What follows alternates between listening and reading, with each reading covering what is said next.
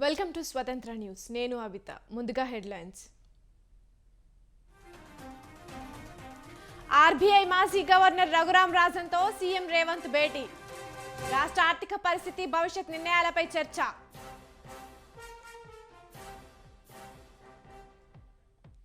శంషాబాద్లో రెచ్చిపోయిన దోపిడీ దొంగలు. కత్తులతో బెదిరించి ₹1,00,000 లూటీ.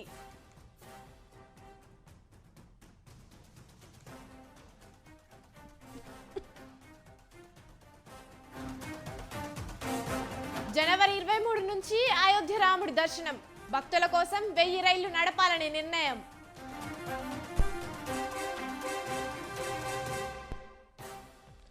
దుండిగల్ అకాడమీలో కాంపౌండ్ గ్రాడ్యుయేషన్ పరేడ్. ఆకట్టుకున్న విన్యాసాలు.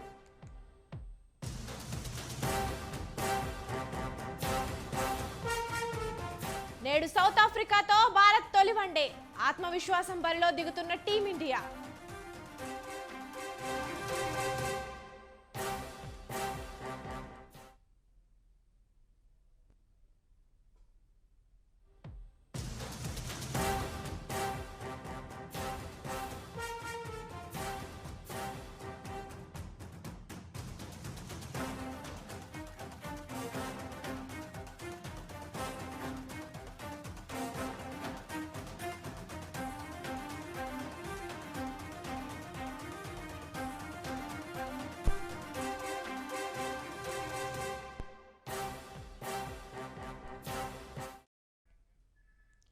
ఆర్బీఐ మాజీ గవర్నర్ రఘురామ్ రాజన్తో సీఎం రేవంత్ రెడ్డి భేటీ అయ్యారు. రాష్ట్ర ఆర్థిక పరిస్థితి, భవిష్యత్ నిర్ణయాలపై సీఎం ఆయనతో చర్చించారు. కేంద్ర ప్రభుత్వ ఆర్థిక మాజీ ముఖ్య సలహాదారుగా కూడా పనిచేసిన రఘురామ్ రాజన్ సీఎం రేవంత్ రెడ్డితో తన అనుభవాలను పంచుకున్నారు.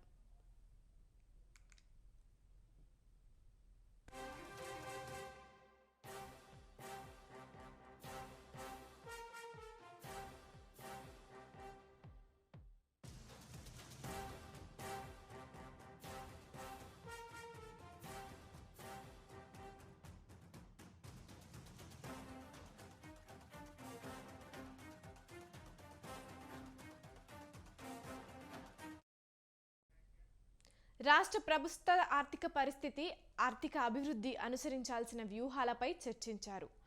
ఆర్థిక పరిస్థితిని మెరుగుపరిచేందుకు పలు సూచనలు చేశారు. ఈ సమావేశంలో డిప్యూటీ సీఎం బట్టి విక్రమార్క, మంత్రి Sridhar Babu, CS Shantikumari, special finance secretary Ramakrishna Rao, CM principal secretary Seshadri పాల్గొన్నారు. ఇక ఇదే అంశంపై మరింత సమాచారాన్ని మా ప్రతినిధి వేణు ఫోన్ లైన్ ద్వారా అందిస్తారు. చెప్పండి వేణు. ముఖ్యమంత్రి రేవంత్ రెడ్డి ఆర్బీఐ మాజీ గవర్నర్ రఘురామ్ రాజన్ తో జూబ్లీ హిల్స్ లోని నివాసంలో ఈ రోజు సమావేశమయ్యారు. రాష్ట్రంలో ఉన్నటువంటి ఏదైతే ఆర్థిక పరిస్థితిని సందర్భంగా వీరు ఇద్దరు కూడా చర్చించడం జరిగింది.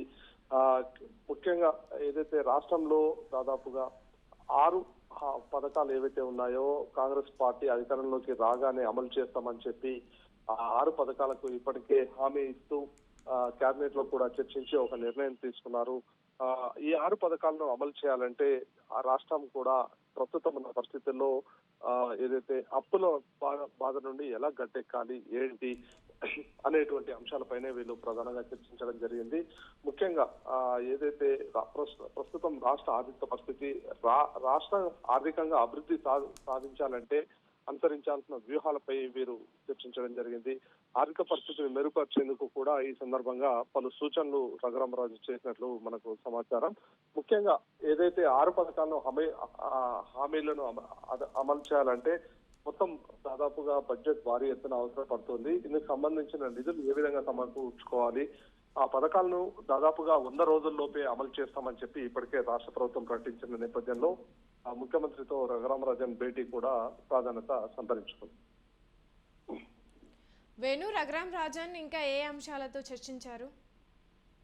ముఖ్యంగా ఆర్థిక రంగ నిపుణులైనటువంటి రఘురామ్ రాజన్ మొదటి నుండి కూడా ఒకవైపు ఏదైతే దేశంలో ఉన్నటువంటి ఆర్థిక పరిస్థితిపై ఎప్పటికప్పుడు స్టడీ చేస్తూ పలు నివేదికలు కూడా విడుదల చేయడం జరిగింది. అయితే ఈ నేపథ్యంలో రాష్ట్రంలో కొత్తగా ప్రభుత్వం ఏర్పడింది కాబట్టి ఇక్కడ ఆర్థిక పరిస్థితిని ప్రస్తుతం ఉన్నటువంటి ఆర్థిక పరిస్థితిని గట్టెక్కేందుకు ఎలాంటి చర్యలు అనుసరించాల్సి ఉంటుంది. ముఖ్యంగా కాంగ్రెస్ పార్టీ అధికారంలోకి రాగానే ఖచ్చితంగా 100 రోజుల్లో అమలు చేస్తానన్నటువంటి హామీలు ఏవైతే ఉన్నాయో ఆ 6 పథకాలకు సంబంధించి కూడా చర్చ జరిగింది వీరి మధ్య. అయితే ప్రస్తుతం ఉన్నటువంటి ఆర్థిక పరిస్థితి చూసుకుంటే చాలా అప్పులు ఎక్కువగా ఉన్నాయి, ఆదాయం తక్కువగా ఉంది. ఈ నేపథ్యంలో ప్రభుత్వానికి ఆదాయం వచ్చేలా, అలాగే ఏదైతే ఈ 6 పథకాలు ఉన్నాయో వీటిని అమలు చేసేందుకు ఏ విధంగా ముందుకు వెళ్ళాలి ఏంటి అనే దానిపైనే ప్రధానంగా వీరిద్దరు కూడా చర్చించారు. Right, thank you Venu.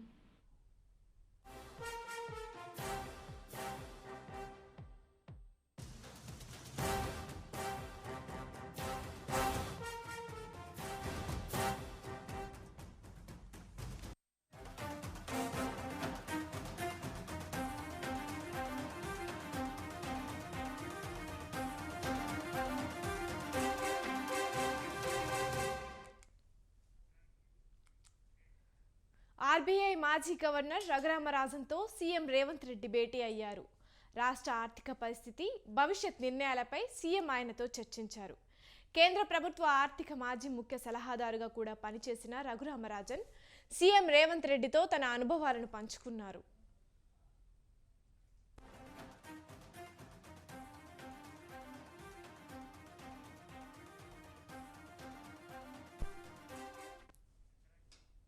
రాష్ట్ర ప్రస్తుత ఆర్థిక పరిస్థితి, ఆర్థిక అభివృద్ధికి అనుసరించాల్సిన వ్యూహాలపై చర్చించారు. ఆర్థిక పరిస్థితిని మెరుగుపరిచేందుకు పలు సూచనలు చేశారు. ఈ సమావేశంలో డిప్యూటీ సీఎం బట్టి విక్రమార్క, మంత్రి Sridhar Babu, CS Shantikumari, special finance secretary Ramakrishna Rao, CM principal secretary Seshadri పాల్గొన్నారు.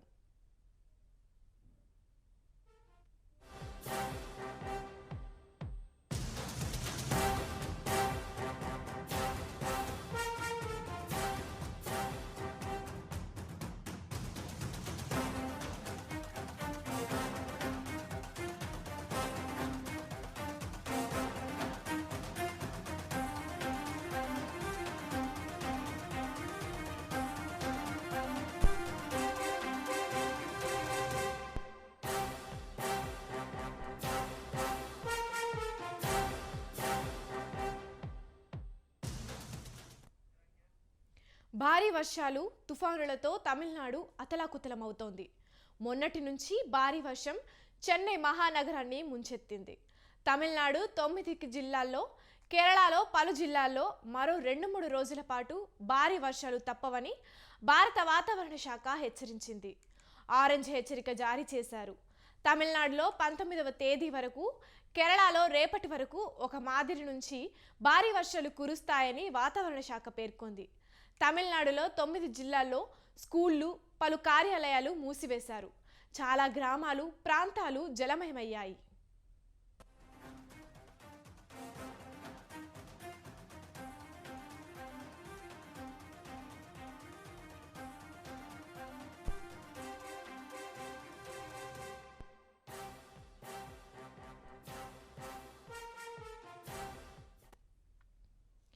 వర్షం ముంచెత్తిన గ్రామాల నుంచి 1,16,000 మందిని పునరావాస శిబిరాలకు చేర్చారు. ఈ ప్రాంతాల్లో 175 బోట్లను ఏర్పాటు చేసి ప్రజలను రక్షిస్తున్నారు. కొన్ని స్కూళ్లను పునరావాస శిబిరాలుగా మార్చేశారు. ఒక చెన్నై నగరంలోనే 1,09,000 మందిని రక్షించి సురక్షిత ప్రాంతాలకు తరలించారు. 18,000 మంది పోలీసులు, ఎన్డీఆర్ఐ బృందాలు సహాయక కార్యక్రమాల్లో నిమగ్నమై ఉన్నాయి.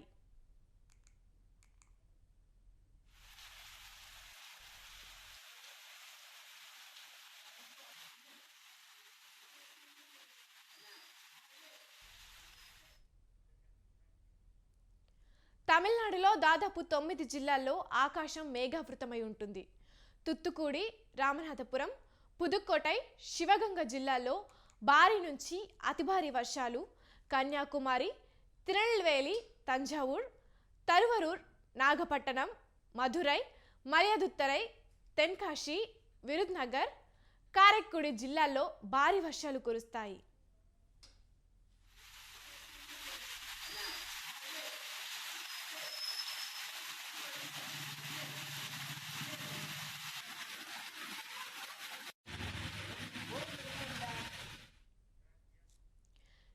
శ్రీలంక, తమిళనాడు తీరాలు, గల్ఫ్ ఆఫ్ మన్నార్, కేరళ తీరం, లక్షద్వీప్ ప్రాంతాల్లో డిసెంబర్ 15 నుంచి 18 వరకు గంటకు 40 నుంచి 45 కిలోమీటర్ల వేగంతో ఈదురుగాలులు వీచే అవకాశం ఉంది. మత్స్యకారులు 4 రోజుల పాటు సముద్రంలోకి వెళ్లొద్దని హెచ్చరించారు.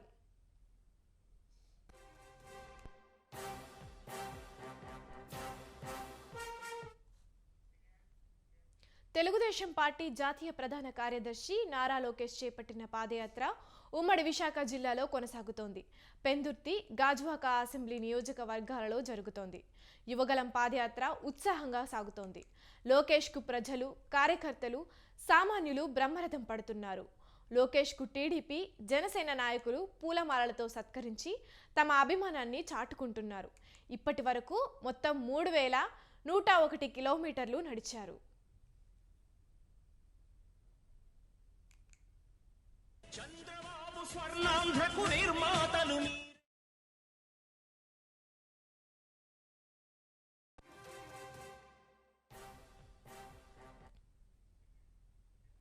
చంద్రబాబు మతిస్థిమితం లేకుండా కామెంట్స్ చేస్తున్నారని ఏపీ మంత్రి అంబటి రాంబాబు వ్యాఖ్యానించారు. వైసీపీ అభ్యర్థుల మార్పుపై అనవసరపు కామెంట్స్ చేస్తున్నారని మండిపడ్డారు. ఎందుకు చంద్రబాబు సింగిల్గా పోటీ చేయలేకపోతున్నారని, చంద్రబాబు, లోకేష్లు సింగిల్గా పోటీ చేయగలరా అని సవాల్ విసిరారు. చంద్రబాబు, పవన్ పార్టీలను కాలగర్భంలో కలిపేయాలనిదే మా వ్యూహమని మంత్రి చెప్పారు. రిమాండ్ తర్వాత చంద్రబాబు మతి భ్రమించిందా అంటూ ఎద్దేవా చేశారు. 2024 ఎన్నికల తర్వాత టీడీపీ భూస్థాపితం అవుతుందన్నారు. జగన్కు ఒక్కసారి అవకాశం ఇస్తే 30 లక్షల మందికి ఇల్లిచ్చారన్నారు. 3 సార్లు మీరేం చేశారని చంద్రబాబును ఉద్దేశించి వ్యాఖ్యానించారు. పోటీ చేస్తామని చెప్పండి, జగన్మోహన్ రెడ్డి గారిని ఓడిస్తామని చెప్పండి. ఆ ధైర్యం లేదు. విమర్శలు చేయమంటే పిచ్చి పిచ్చి విమర్శలన్నీ కూడా చేసే పరిస్థితికి ఆ నియోజకవర్గం నుంచి మరొక నియోజకవర్గానికి మారుస్తున్నారు జగన్మోహన్ రెడ్డి గారు. మేము ఎందుకు మారుస్తున్నాము? 175 సీట్లు మా టార్గెట్. తిరిగి మళ్ళా అధికారంలోకి రావడం అనేది మా టార్గెట్ కానీ కాదు. ఒక్క సీటు కూడా మీ కలయికకు చంద్రబాబు నాయుడు గారు, పవన్ కళ్యాణ్ కలిసి పోటీ చేసి వస్తే మీ ఇద్దరిని కూడా తుక్కుగా ఓడించి 2 పార్టీలను కాలగర్భంలో కలిపే విధంగా చెయ్యాలనేటువంటి ఒక వ్యూహంతో మా మార్పుల మీద ఏదేదో మాట్లాడుతున్నారు కదా. మీ పరిస్థితి ఏంటి అసలు? నేను అడుగుతున్నానండి, మీరు రాజకీయంగా ఆరంగేట్రా చేసింది ఎక్కడ? కాంగ్రెస్ పార్టీలో. ఆరంగేట్రా చేసింది చంద్రగిరిలో.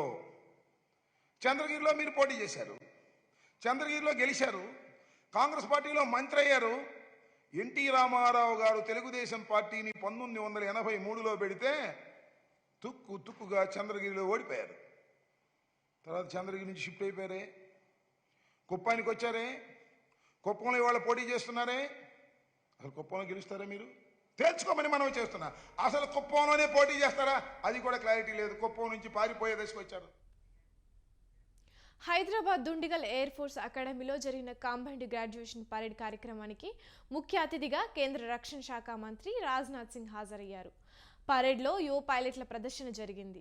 ఈ కార్యక్రమంలో శిక్షణ పొందిన 212 మంది యువ పైలట్లు పాల్గొన్నారు. యువ పైలట్లు ఎయిర్ ఫోర్స్లో అడుగుపెట్టారు. Pilatus PC-7 training aircraft, Sukhoi 30 Sarang హెలికాప్టర్లతో విన్యాసాలు అలరించాయి.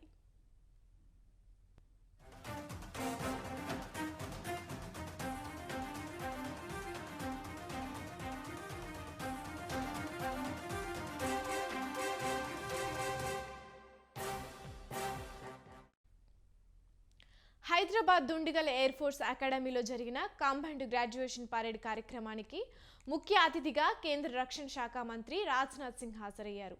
పరేడ్లో యువ పైలట్ల ప్రదర్శన జరిగింది.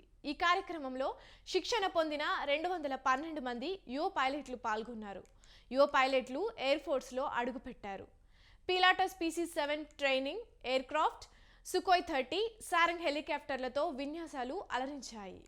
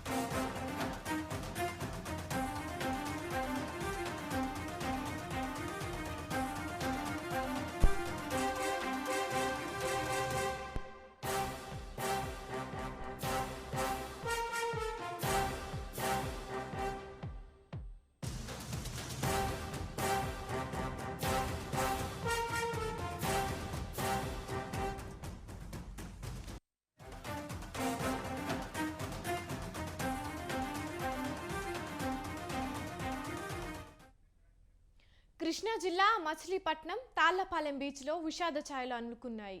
బీచ్లో స్నానానికని వెళ్లిన 4 విద్యార్థులు సముద్రపు అలలు ఉధృతంగా రావడంతో నీళ్లలో కొట్టుకుపోయారు. అక్కడే ఉన్న మెరైన్ పోలీసులు వెంటనే గమనించి నీటిలో కొట్టుకుపోతున్న విద్యార్థులను ఒడ్డుకు చేర్చారు. అయితే 4 విద్యార్థుల్లో అఖిల్ అనే విద్యార్థి గల్లంతయ్యాడు. అఖిల్ కోసం మెరైన్ సిబ్బంది తీవ్రంగా శ్రమించినప్పటికీ ఫలితం లేకపోయింది. మెరైన్ ఎస్ఐ సుభాష్ చంద్రబోస్ ఆధ్వర్యంలో గాలింపు చర్యలు కొనసాగుతున్నాయి.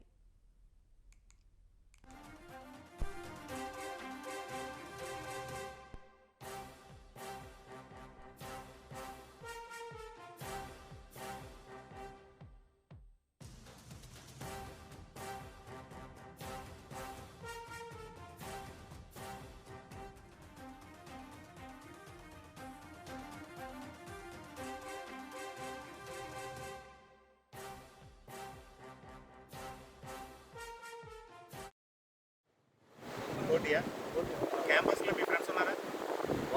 ఉంటారు కదా. ఇప్పుడు క్యాంపస్లో మీ ఫ్రెండ్స్ ఉంటారా? వాళ్ళకి ఇమీడియట్లీ ఫోన్ చేయండి. ఒకరికి ఫోన్ చేసి కేర్ టేకర్ గారి కృష్ణా జిల్లా మచిలీపట్నం తాళ్లపాలెం బీచ్లో విషాద ఛాయలు అలుముకున్నాయి. బీచ్లో స్నానానికని వెళ్లిన 4 విద్యార్థులు సముద్రపు అలలు ఉధృతంగా రావడంతో నీళ్లలో కొట్టుకుపోయారు. అక్కడే ఉన్న మెరైన్ పోలీసులు వెంటనే గమనించి నీటిలో కొట్టుకుపోతున్న విద్యార్థులను ఒడ్డుకు చేర్చారు. అయితే 4 విద్యార్థుల్లో అఖిల్ అనే విద్యార్థి గల్లంతయ్యాడు. అఖిల్ కోసం మెరైన్ సిబ్బంది తీవ్రంగా శ్రమించినప్పటికీ ఫలితం లేకపోయింది.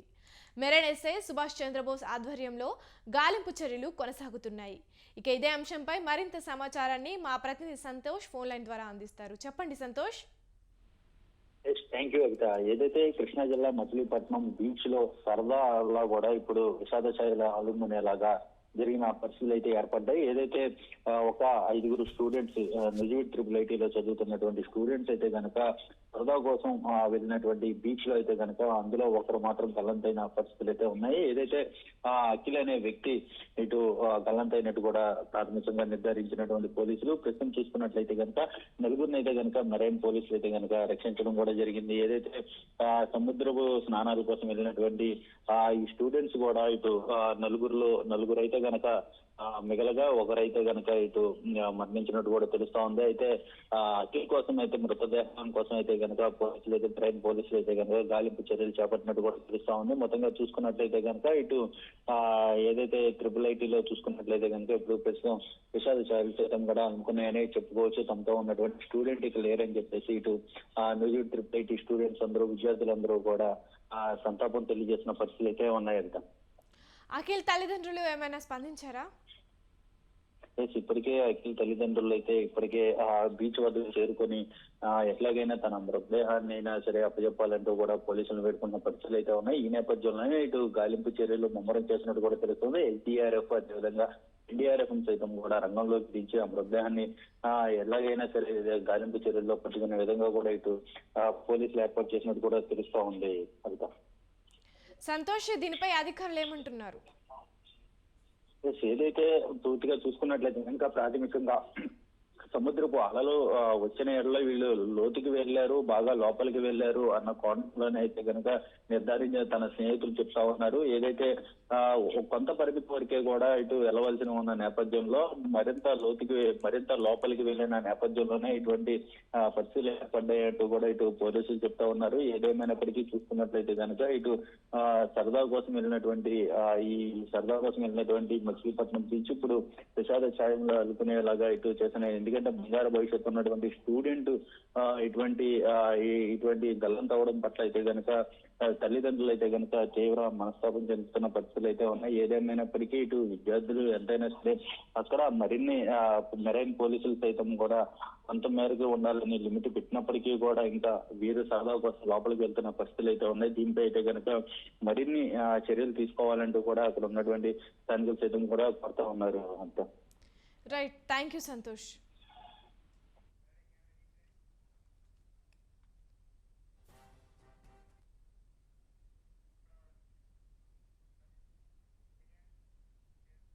చనిపోయిన వారు దైవంతో సమానం అంటారు పెద్దలు. అలాంటి భావన ఆ వృద్ధ దంపతులది. అందుకే అకాల మృత్యువాత పడిన కొడుకు జ్ఞాపకాలకు సాక్షిగా కుమారుడి నిలువెత్తు విగ్రహాన్ని నెలకొల్పారు.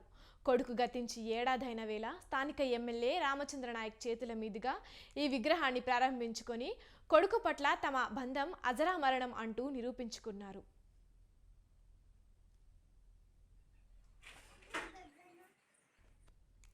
మహబూబాబాద్ జిల్లా కుర్వి మండలం సుదనపల్లి గ్రామానికి చెందిన పొర్ల శివకృష్ణ యాదవ్ రోడ్డు ప్రమాదానికి గురై మృతి చెందాడు. పోలీసు ఉద్యోగం సాధించి కుటుంబాన్ని సాకుతాడనుకున్న కొడుకు శవమై రావడంతో కుటుంబ సభ్యుల్ని తీవ్ర వేదనకు గురిచేసింది. ఈ ఘటనతో నెలల వయసున్న యాదవ్ కూతురు, భార్య ఒంటరి వారయ్యారు. తమ జీవితాన్ని తారుమారు చేసిన ఈ ఘటన జరిగి ఏడాది గడుస్తున్న కొడుకు తీపి జ్ఞాపకాలు మాత్రం వీడలేదు. దీంతో ఇంటి వద్దనే గుడిని నిర్మించాలన్న సంకల్ప బలమే ఈ విగ్రహ ప్రతిష్టాపన. సుదనపల్లి గ్రామం, కురి మండలం, మహబూబాబాద్ జిల్లా. నా పేరు వెంకన్న, సంద వెంకన్న. నేను పొర్ల శివకృష్ణ అంటే మా బామ్మర్ది చనిపోయిన వాళ్ళ భావన, మేన భావన వాళ్ళ చేసుకున్నాను. అయితే మా బామ్మర్ది డిగ్రీ పీజీ కంప్లీట్ అయినాయి. ఆ ఇయర్ మ్యారేజ్ చేసుకున్నాడు. ఏంటంటే ఎస్ఐ జాబ్ కొట్టాలని అంతకుముందు కూడా ఒకసారి ప్రిపేర్ అయ్యి మిస్ అయింది. ఈసారి కూడా మరి ఏమన్నా జాబ్ కొట్టుకుందామని గట్టిగా కొంచెం కష్టపడు. సాధన ఉంటే సాధించలేనిది ఏదీ ఉండదు. ధైర్య సాహసాలతో కూడిన సాధన చేసే అసాధ్యాలు సుసాధ్యాలు అవుతాయి. మిరాకిల్స్ ముంగిట నిలబడతాయి. నూనూగు మీసాలతో టీనేజ్ పూర్తి చేసుకున్న తెలంగాణ యువకుడు విశ్వంలోని 7 ఎత్తైన శిఖరాలు అధిరోహించడం ఆశయంగా చేసుకున్నాడు. లక్ష్య నిర్దేశంతో భాగంగా ఉత్తరాఖండ్లోని అతి ఎత్తైన హ్యాపీ వ్యాలీ శిఖరాన్ని అవలీలగా ఎక్కేసి శభాష్ అనిపించుకున్నాడు.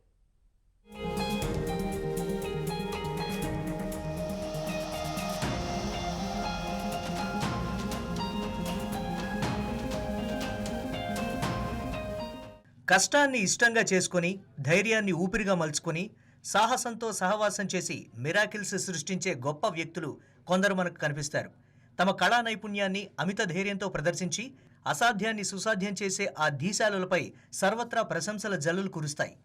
ఈ కోవకు చెందిన సాహస వీరుడు, పర్వతారోహక ప్రవీణుడు. తాజాగా టీనేజ్ను పూర్తి చేసుకున్న తెలంగాణ యువకుడు ప్రవీణ్ కుమార్ ఉత్తరాఖండ్లోని అతి ఎత్తైన హ్యాపీ వ్యాలీ శిఖరాన్ని అవలీలగా ఎక్కేసి హ్యాపీ క్లైంబింగ్ అని సందేశం ఇచ్చాడు.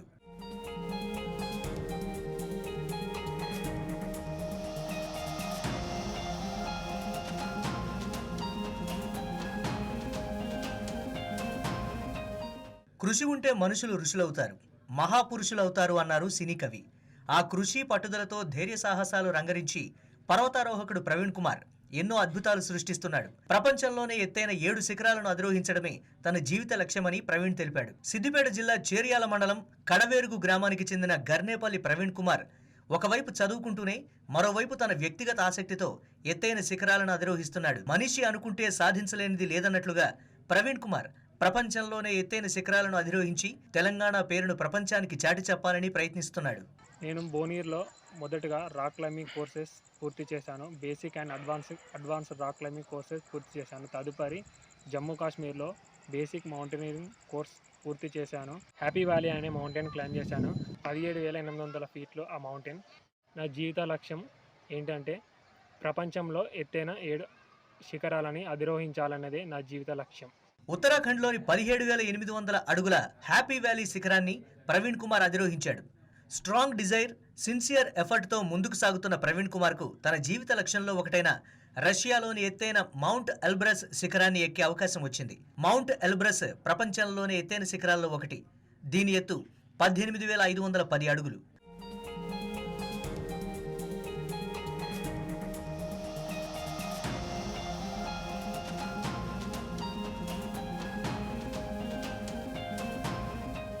రష్యా మౌంట్ ఎల్బ్రస్ శిఖరాన్ని అధిష్ఠించిన వెంటనే మిగిలిన 5 ఎత్తైన శిఖరాలపైకి ఎక్కి విజయ పతాకం ఎగురవేస్తానని ప్రవీణ్ కుమార్ ఎంతో ధైర్యంగా చెప్తున్నాడు. ఆర్థికలేమితో అల్లాడుతున్న తనను ప్రభుత్వం ఆదుకోవాలని అభ్యర్థించాడు. దాతలు ఎవరైనా తనకు సహాయ సహకారాలు అందిస్తే విశ్వవేదికపై తెలంగాణ పేరును నిలబెడతానని ప్రవీణ్ తెలియజేస్తున్నాడు. ఇప్పుడు నాకు మౌంట్ ఎల్బ్రస్ క్లైంబ్ చేసే అవకాశం వచ్చింది. అది యూరోప్ ఖండంలో ఎత్తైన శిఖరం. ఆ శిఖరాన్ని క్లైంబ్ చేయడానికి నాకు అవకాశం వచ్చింది. ప్రభుత్వం లేదా దాతలు ఎవరైనా స్పాన్సర్స్ నాకు సహకరిస్తే ఆ మౌంటైన్ క్లైంబ్ చేస్తాను. మాకు, మా ఊరికి, మన రాష్ట్రానికి ఆ మౌంటైన్ క్లైంబ్ చేసి పేరు తెస్తానని ఆశిస్తున్నాను. సాహసవంతులు, సమర్థవంతులు, క్రీడా ప్రవీణులు, పర్వతారోహకులు గ్రామీణ ప్రాంతాల్లో ఎందరెందరో ఉన్నారు. మట్టిలో మాణిక్యాలను వెలుగుతీసి ఈ ప్రతిభాశీలులకు ప్రోత్సాహక సహకారాలు అందిస్తే దేశ ప్రతిష్టను దిగంతాలకు వ్యాప్తి చేయడం ఖాయం. ప్రవీణ్కు అన్ని విధాలా సహాయం అందించడంతో పాటు వివిధ కళల్లో ప్రతిభ చూపే వారిని గుర్తించి వారికి సహాయ సహకారాలు అందించాలని పలువురు కోరుతున్నారు. సౌత్ ఆఫ్రికాతో వన్డే సమరానికి టీమిండియా రెడీ అయింది. దక్షిణాఫ్రికా గడ్డపై టీ20 సిరీస్ను సమం చేసుకున్న భారత్ ఇప్పుడు 50 ఓవర్ల సమరానికి సిద్ధమైంది. 3 మ్యాచ్ల సిరీస్లో భాగంగా ఇవాళ భారత్, సౌత్ ఆఫ్రికా మధ్య తొలి వన్డే జరగనుంది. మెగా టోర్నీ తర్వాత ఆస్ట్రేలియా, దక్షిణాఫ్రికాతో టీ20 సిరీస్లో తలపడ్డ భారత్ తొలిసారి వన్డే ఫార్మేట్లో ఆడనుంది. వరల్డ్ కప్ తర్వాత విశ్రాంతి తీసుకున్న కేఎల్ రాహుల్ ఈ సిరీస్కు కెప్టెన్గా వ్యవహరించనున్నారు. ఇక రోహిత్ శర్మ, విరాట్ కోహ్లీ, జస్ప్రీత్ బుమ్రా మ్యాచ్కు దూరంగా ఉన్నారు. గతంలో సౌత్ ఆఫ్రికాలో జరిగిన వన్డే సిరీస్లో భారత్కు మిశ్రమ ఫలితాలు దక్కగా ఈసారి ఆధిపత్యం కనబర్చాలనే కసితో ఉంది టీమిండియా.